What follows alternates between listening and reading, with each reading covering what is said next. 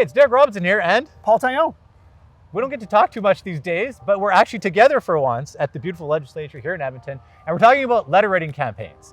And do they actually still work today? And Paul's going to tell us a story about his experience in politics because he's done this at every different level and has seen it. So Paul, you're going to tell us a story today about puppy mills. So when I was the noobest of political noobs in politics, I started my first gig as working for a Toronto area MP on Parliament Hill. And I used to do kind of the menial stuff, but it was good. It was good training as a political staffer, getting kind of wet and fresh with like all the skills you need to kind of take on the bigger jobs at some point in time. So I started doing a lot of correspondence, opening letters, doing drafts, cleaning up databases of data and stuff like that. So correspondence was the big one that I really got to brush up my writing skills in. I always thought English degrees were useless. Turns out they're not useless at all. They're very helpful. Yeah. So we'd open the correspondence letters, see what kind of letters we got into the MP office, and then end up kind of determining what our response would be. So we would craft the response depending on how many letters came in, which one was a priority. And what I can tell you is, when we got lots of letters on something, it meant that it was big business. You had to act quickly to make sure that people's their issues were addressed. So one issue that we had come up kind of regularly, it was one of the first issues I remember getting letters on, was puppy mills. Puppy mills. Puppy mills were a bigger thing, I think, back then. This was kind of around the 2009, 2010 kind of era. So they were a bit more of a thing or a concern for some people in certain parts of Ontario. So there was a campaign to kind of try and shut down puppy mills and make sure they weren't going to be, putting out puppies without the proper kind of like constraints around animal welfare and all those things that were kind of, part of the proper process for breeding animals and dogs especially. So we got lots of letters on that. Yep. I remember like getting a dozen a day at one point, and there was lots of them. So just to be clear, this was regular constituents, just ordinary people living the riding. Yeah, and they're sending all these letters in. All sorts of letters, typed up with their signature at the bottom, so you could tell they were in some kind of like standardized format. Yep. Some looked a little bit different. Some would personalize them, but they generally looked more or less the same. When the letters came in. And how did this work? So you're getting all these letters, you're getting all this pressure. What was the response from your MP? So I would show kind of the other staffers in the office that, hey, we're getting a lot of letters on puppy mills. We probably need to draft a response. So I would get to drafting a response based on maybe some other responses or issues that we've kind of addressed in the past. So usually kind of a standard kind of, opening and closing, and then I would end up kind of drafting the middle, making sure that people knew that we were dealing with the issue and that we determined what the response was, get the response approved by the member of parliament, and then send out the response to the constituents. In this case, we were quite lucky in a sense, if you want to call it that. It wasn't really a federal issue, it was a provincial issue. So we ended up kind of passing the buck on to the province, but saying that, hey, this is a valid concern, it's important to us, we think animal welfare is a big deal, but also this is a concern that's better addressed by the provincial representative because it's largely the domain of the province. So, but it was actually the federal representative pressuring the provincial government through these letters. Correct, in a sense. So we got the first kind of point of contact. It's possible they also got letters on the provincial side, but we knew that we got the letters to start with, so we were able to kind of then apply extra pressure onto the province to say, hey, we're getting a lot of letters this way. And it's a way of kind of telling the constituents, hey, you should direct your pressure kind of to the provincial representative to make sure you actually get your issue addressed the right way. So it did work in the sense that we responded to every letter that came through. We made sure we kind of like gave them an answer because we don't really ignore our constituents, at least in our office we didn't. We always responded to every letter that we could, and made sure we passed it along that way. That's good.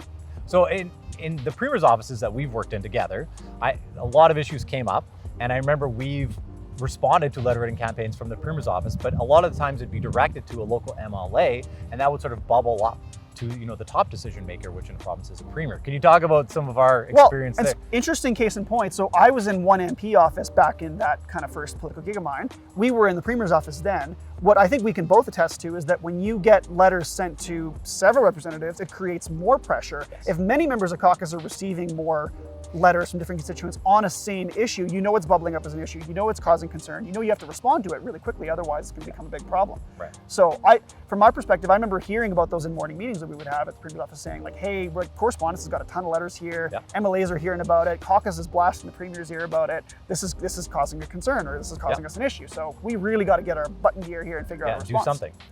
Get an answer to these people. Right, so you have pressure that way. So you have, Premier's correspondence is telling you, hey, you got to do something about this. You have MLAs doing something about it. And that's I think the campaign that you want to create is multiple people coming to the key decision makers saying, this is a problem, we have to do something about this. And that's what a letter writing campaign really does. And I also think it's interesting, the dynamics in caucus. So can you talk about the caucus table and what happens when these issues sort of bubble up? Yeah, and I've been in a few caucus meetings when I was in the Saskatchewan Premier's office. I didn't used to attend caucus in other kind of forums or venues as much, but you would hear about them anyways. Even if you weren't at the caucus table, you would hear MLAs kind of whispering about it in the halls or talking about it. But I do know what the caucus table does get brought up. There's kind of a bit of a not a round robin, but kind of a bit of a round table of sorts that gets issues kind of brought up to the forefront that MLAs are hearing about. So that's when, you know, they'll talk kind of amongst themselves as a group. If it's big enough that like they think they want to bring it to the caucus table and talk about it with the Premier, that's the forum maybe to address it. Yeah. Sometimes they'll try and kind of deal with it directly with the Premier. Other MLAs will go one-on-one. But I think when you know it's making it to the caucus table, it's a big deal. And the way to get it to the caucus table and to get a big kind of like decision on an issue or to get someone to flip on an issue is to bring it, you know, to as many kind of forefronts, as you said, as possible. And that's as many MLAs in this case. So does this still work today? We've been doing these campaigns for a lot of years. Does sending automated letters through an online advocacy tool of some sort like we do for clients, does that still work? Whether you're writing letters back in the 50s or you're doing it via email like you've done in the last century, it does work. And it works because people, MLAs, their job is to listen to constituents. Their job is to hear from people and to respond to people. So the more they're hearing from somebody on an issue, the more they're likely to respond. So yes, the short answer is to TLDR, it works. But I would say that there's a lot of kind of ways you can approach this thing. You can look at the letter writing campaign as one part of your larger kind of advocacy objective, but an essential part, a critical part, and one that allows you to really kind of like ring the bell real loud for your MLA and all the MLAs to hear about this issue and make sure you force the Premier or somebody else to respond. I've heard some criticism of these tools that you're using them, and they look very similar when they come in. So in the old days, it's like you actually had to write a letter and scan it in or send it in, and there was a real signature at the bottom. But now it's like it'll come from a unique individual, but it'll look kind of similar. Do you think that's a problem? No, we've been using templated letters for the last 50 years. Ever since we could mass produce letters, it's not really been a newer novel thing. It's a tool that allows you to get more letters out in a faster way. If the government knows they're getting a lot of form letters, but they know they're still coming from real people, you still know that you're getting, you're getting, this issue is resonating. It's hitting the main street, as they say, coffee row. Especially most local reps, they actually will know the names of the people writing in. Yeah. So it becomes hard for them to ignore that because they'll say Steve at I knock on Sally's door every time I door knock in the summertime, and I know she's pissed about this, so I know I better respond. Yeah. So that's what you want to do. You want to create this coalition of people that are actively pressuring your government decision makers to do this. And I think the geo-targeting is also really important so that they come from the local people to the local representative, and that makes it tough. Yeah. And then the final thing I was going to ask about is this right? Are we sort of messing with democracy somehow by doing these really targeted campaigns to stand up on this particular issue? This is how democracy is supposed to work. People talking up and rising up and letting their MLA know what they think, that's part of the democratic process. Again, that's the MLA's job or the representative's job. If it's your MP, your MLA, whoever it might be, that is their job to listen to you as a constituent. So you are using your voice. We are helping citizens use their voice by amplifying them and using the tools in a way that allows them to leverage. You know, someone would say, well, is a protest the right kind of vehicle for a democratic inclusion? Yeah, of course. If it's legitimately the way that citizens are gathering together and making their voices heard, it's great. It's a tool. It's another tool to get people's voices heard and to generate a response. Similarly, letter writing campaigns are an effective way to generate extra buzz around an issue that's important to people. That's good. And I think it's a really important point that that's just part of the larger campaign. Is I think you're doing your videos, your billboards, your media hits, your social media advertising, all of that should point people to take action.